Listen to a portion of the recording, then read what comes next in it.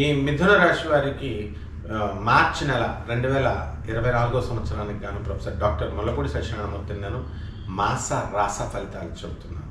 ముందుగా ఈ మిథున రాశి వారి యొక్క గ్రహస్థితిని కనుక మనం గమనించినప్పుడు మనకి లాభములో గురుడు అచంచలమైనటువంటి సంపదని, అచంచలమైనటువంటి లక్ని మనకి తెచ్చిపెడుతుంది.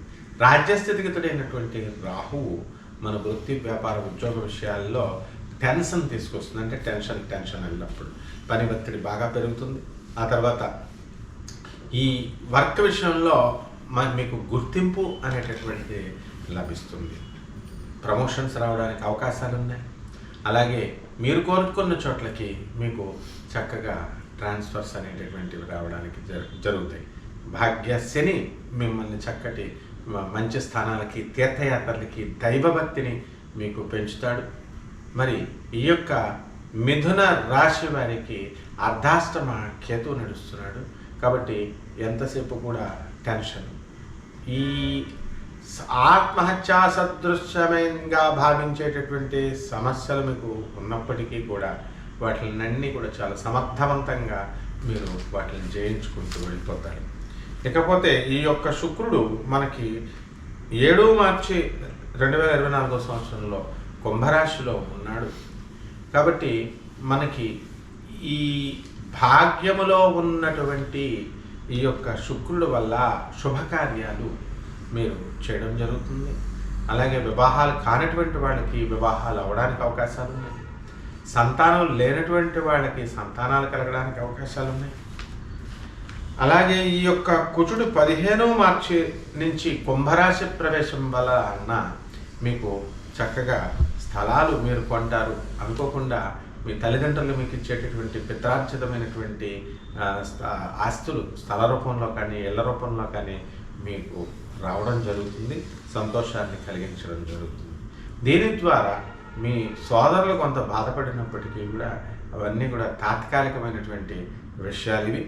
అలాగే 14 మార్చి 2024 సంవత్సరంలో ఈ యొక్క రవి మీనరాశి ప్రవేశం చేయడం ద్వారా మీకు గవర్నమెంట్ పనులు ఏవైతే ఉన్నాయో పెండింగ్లో ఉన్నటువంటి అన్ని పనులు కూడా మీకు పూర్తి కావడం జరుగుతుంది. అలాగే ఈ యొక్క బుధుడు మనకి 26 మార్చి తర్వాత మాత్రమే మనకి మేషరాశిలోకి వస్తున్నాడు. అంతకు ముందంతా కూడా మీనరాశి ప్రవేశం వలన అన్ని రకాల వ్యాపారాలు బ్రహ్మాండంగా సాగుతాయి. ఎవరైతే పబ్స్, రెస్టారెంట్లు, బార్లు నడుపుతున్నారో అటువంటి వాళ్ళు లాభాలు గడించడానికి అవకాశాలు ఉంటాయి. సినీ, సంగీత, సాహిత్య రంగాలలో ఉన్నటువంటి వాళ్ళకి లాభాలు జరగడానికి అవకాశాలు ఉన్నాయి.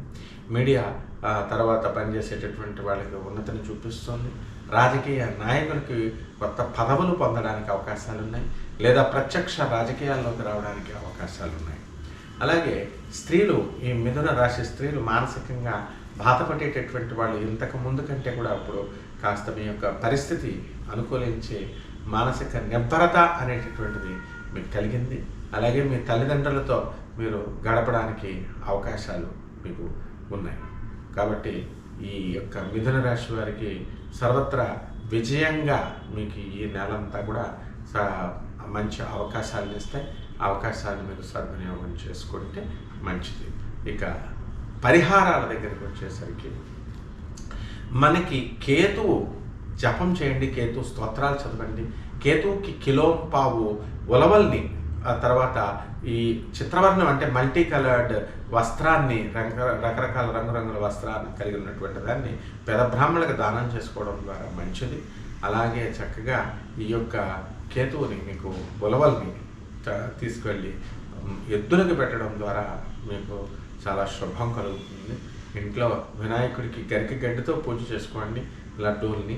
ఆ తర్వాత ఈ యొక్క బూందీని, మీరు తీపి బూందీని స్వామివారికి నివేదన చేయడం ద్వారా మీకు ఈ నెల ప్రశాంతత చేకూరుతుంది. శుభమస్తు.